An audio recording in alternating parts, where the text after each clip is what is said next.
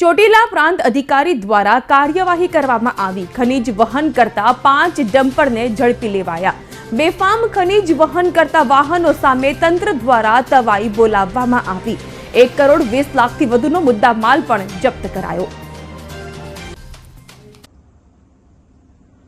આજ રોજ અમારી ચોટીલા નાયબ કલેક્ટર પ્રાંત કચેરીની ટીમ દ્વારા આકસ્મિક રેડ પાડી અને ચોટીલાની આજુબાજુના વિસ્તારો જેવા કે રાજકોટ હાઈવે, આણંદપુર રોડ, નાની મોરડી ગામે તથા આપાગીગાના ઓટલો, સાંગાણી પુલ તેમજ મકરીખડા ગામ તરફના હાઈવે વિસ્તારોમાં આકસ્મિક રેડ પાડવામાં આવેલી હતી। આ રેડ દરમિયાન જુદા જુદા કુલ 5 ટ્રક જે અનધિકૃત ખનીજનું વહન કરતા હતા। તમામ જે ટ્રક છે એ ટ્રક પાસે કોઈ પણ પ્રકારની રોયલ્ટી પાસ રજૂ કરેલ નથી।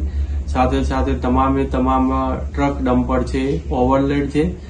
આમ તમામ 5 ટ્રકનો મુદ્દામાલ 1 કરોડ 20,85,444 રૂપિયા થાય છે।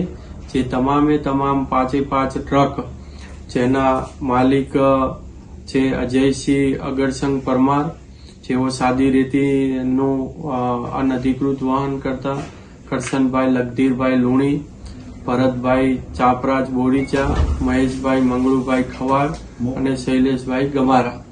આ તમામ 5 ટ્રક જપ્ત કરી અને મામલતદાર કચેરીની કસ્ટડીમાં આપવામાં આવેલ છે।